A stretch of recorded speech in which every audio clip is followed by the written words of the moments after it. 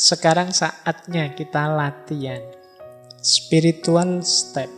Langkah apa saja sih yang harus aku lakukan biar aku tambah cerdas secara spiritual? Nah, diawali dari kesadaran kekinian kedisinian. Nah, ini mari kita bangun sekarang kecerdasan spiritual kita. Pertama-tama diawali dari penerimaan, ridho terhadap situasi kita hari ini apapun itu. Jadi awal ridho ini akan jadi kunci. Awal penerimaan ini akan jadi kunci. Kalau di awal kita sudah tidak terima, kita sudah menyangkal, kita sudah tidak puas, sulit kita menghidupkan kecerdasan spiritual kita. Yang ada hanya mengeluh-mengeluh, protes-protes, dan lain sebagainya.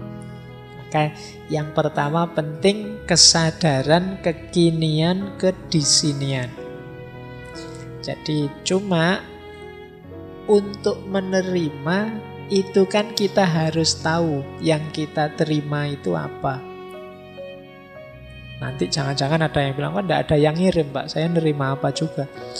Jadi situasi kita hari ini, kondisi kita hari ini. Nah, untuk tahu situasi yang harus kita terima, disitulah pentingnya ilmu. Jadi pengetahuan, baik tentang diri kita maupun tentang situasi lingkungan di sekeliling kita. Oh iya, saya sadar aku ini sampai detik ini masih orangnya pemarah. Saya terima dulu. Jadi banyak orang yang pemarah tapi tidak ngaku kalau dia pemarah.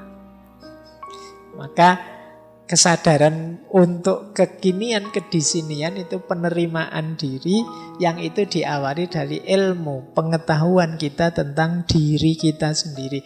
Aku ini tipe yang orang gimana sih? Nah, diterima dulu, jangan diingkari, jangan denial. Kalau sudah, baru niat, azam yang kuat, niat. Saya masih pemarah, saya tahu, tapi aku akan berusaha untuk lebih baik. Nah, ini niat untuk jadi lebih baik. Setelah kita terima diri kita apa adanya. Jadi ridho, niat.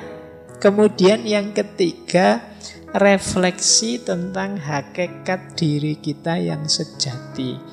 Kalau ini ideal. Aku itu seharusnya bagaimana sih?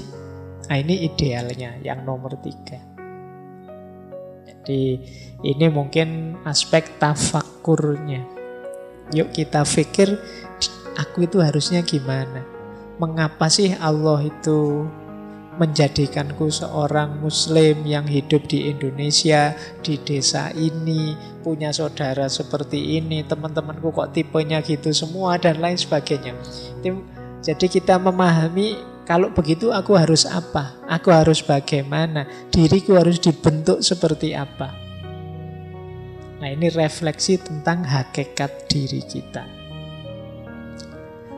Kemudian saatnya berjuang, niat yang kuat, kemudian kita tahu target tujuan kita yang ideal tadi, kemungkinan kita akan bertemu banyak halangan dan rintangan. Di situ saatnya kita menaklukkannya. Jadi kita mungkin ketemu kemalasan kita sendiri, kita ketemu teman yang tidak mendukung kita, macam-macam. Nah, itu halangannya. Saatnya kita menaklukkannya. Tapi lagi-lagi kita juga harus ngerti ilmunya. Jadi nanti di setiap tahap itu kuncinya ada di ilmu.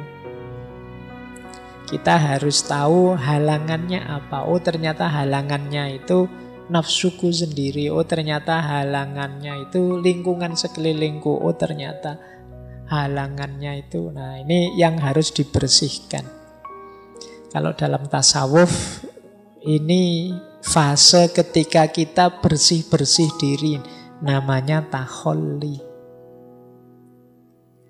Setelah itu kita belajar kemungkinan-kemungkinan yang bisa kita tempuh untuk meningkatkan diri.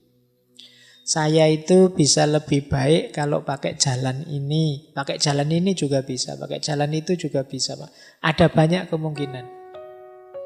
Nah, tapi dari banyak jalan nanti kita pilih satu kan tentunya.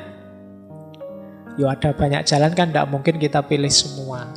Nanti pening sendiri. Kalau sudah kita pilih satu, ya kita jalan di satu itu.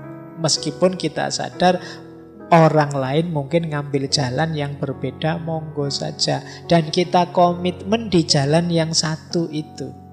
Fokus di jalan yang kita ambil untuk memperbaiki diri tadi. Banyak kita hari ini sudah menetapkan mengambil satu jalan, tapi tidak fokus di jalan yang diambil, malah fokus di jalannya orang lain untuk mencari keburukannya jalannya orang lain. Hari ini kan banyak begitu. Saya sudah ambil rute ini deh, tapi kita tidak jalan-jalan.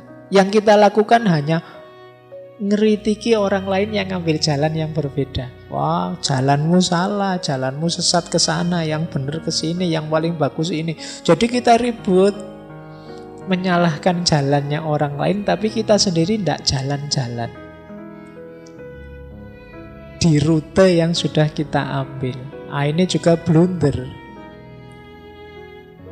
Jadi kita tahu yang baik yang mana, tapi tidak kita jalankan. Nah, ini bagi saya blunder. Apalagi kemudian kerjaan kita hanya mengkritik kiri kanan orang yang berbeda dengan kita. Jadi makanya yang terakhir itu komitmen di satu jalan, meski tetap sadar ada banyak jalan yang lain. Nah, ini rute-rute untuk menghidupkan kecerdasan spiritual. Diawali dari kesadaran dan penerimaan, dilanjutkan dengan niat, kemudian merenungi hakikat, selanjutnya menyingkirkan halangan, mempertimbangkan macam-macam jalan, dan pada akhirnya berjalan. Ngambil satu rute yang kita tempuh untuk meningkatkan kapasitas spiritual kita.